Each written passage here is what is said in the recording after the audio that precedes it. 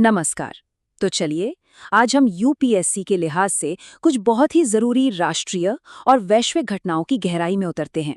हम ये समझने की कोशिश करेंगे कि भारत की तकनीकी तरक्की से लेकर दुनिया के मंच पर मौजूद चुनौतियों तक ये सारी घटनाएं आपस में कैसे जुड़ी हुई हैं और भविष्य के प्रशासकों के लिए इनके क्या मायने हैं। तो इस विश्लेषण की शुरुआत करते हैं एक जबरदस्त रिकॉर्ड के साथ। भारत की यूपीआई ने डिजिटल पेमेंट में एक नया वर्ल्ड रिकॉर्ड बना दिया है। पर यह सिर्फ एक आंकड़ा नहीं है, बिल्कुल नहीं। ये तो उस बड़ी कहानी का कह सकते हैं पहला पन्ना है जिसे हम आज समझने वाले हैं।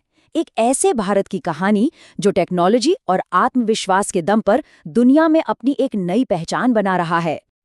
तो सबसे पहले आइए देखते हैं कि कैसे भारत एक टेक और इकोनॉमिक पावर हाउस बन रहा है और कैसे आत्मनिर्भरता और मॉडर्नाइजेशन इसे एक नई रफ्तार दे रहे हैं। देखिए, भारत की टेक्नोलॉजी में आत्मनिर्भर बनने की कहानी एक साथ कई मोर्चों पर लिखी जा रही है। एक तरफ सेमीकंडक्टर फैब का काम शुरू हो रहा है जो हमें इलेक्ट्रॉनिक्स में आत्मनिर्भर बनाएगा। तो दूसरी तरफ ड्रोन के नियम इतने आसान कर दिए गए हैं कि खेती से लेकर लॉजिस्टिक्स तक में क्रांति आ रही है।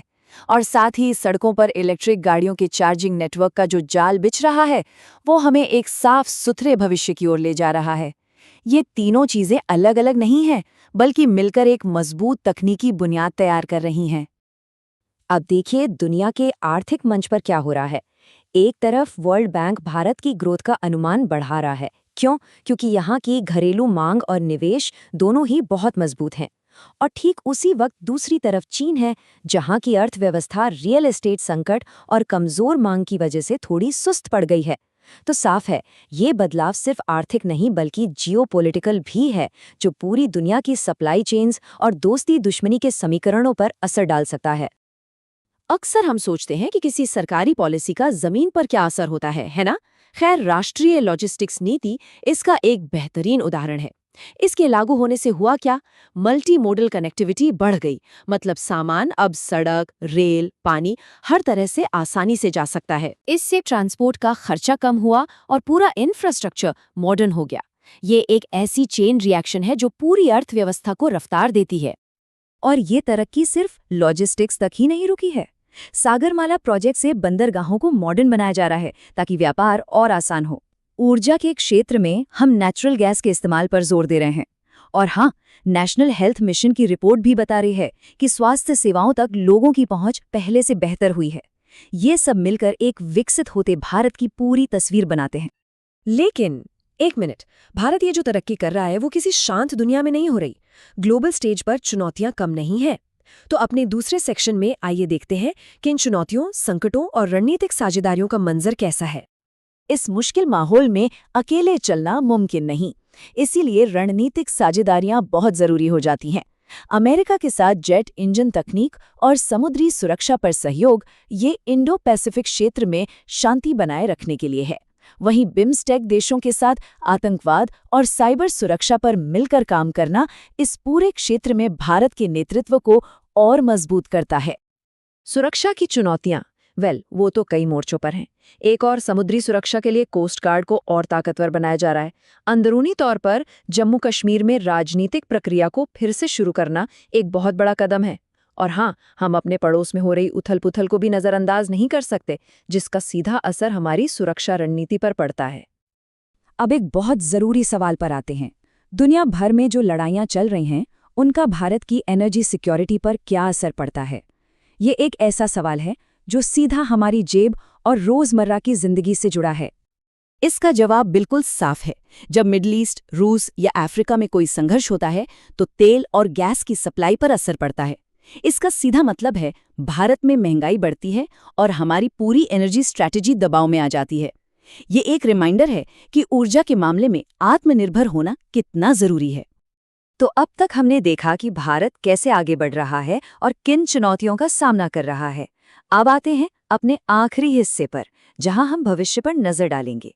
हम उन लंबे समय तक चलने वाले मुद्दों पर बात करेंगे जो एक स्थिर भविष्य की नींव रखते हैं, जैसे जलवायु, शासन और सस्टेनेबल डेवलपमेंट। क्लाइमेट चेंज से लड़ने की तैयारी का एक बेहतरीन उदाहरण है अटल भूजल योजना। इसके 4 मुख्य स्तंभ हैं: लोगों की भागीदारी, जमीन के नीचे पानी को रिचार्ज करना, एक सस्टेनेबल जल नीति और क्लाइमेट रेजिलियंस। ये सिर्फ एक स्कीम नहीं है, बल्कि भविष्य के लिए पानी बचाने का एक पूरा मॉडल है।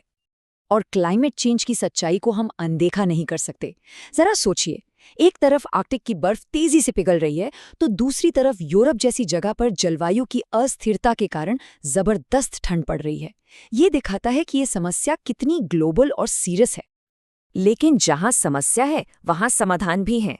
और सबसे अच्छी बात यह है कि ये समाधान सस्टेनेबिलिटी और आर्थिक विकास को जोड़ते हैं, जैसे कि श्री अन्न यानी मिलेट्स को बढ़ावा देना। ये खेती के लिए भी अच्छा है और क्लाइमेट के लिए भी। दूसरी ओर अफ्रीकी देशों के साथ व्यापार के नए रास्ते खुल रहे हैं, जो दोनों के लिए सस्टेनेबल इकोनॉमिक ग्रोथ लाएंगे। भविष्य की एक और बहुत बड़ी चुनौती और मौका भी है आर्टिफिशियल इंटेलिजेंस। लेकिन इसे यूं ही आज़ाद नहीं छोड़ सकते। इसके लिए ज़रूरत है एआई गवर्नेंस की। इसका क्या मतलब है?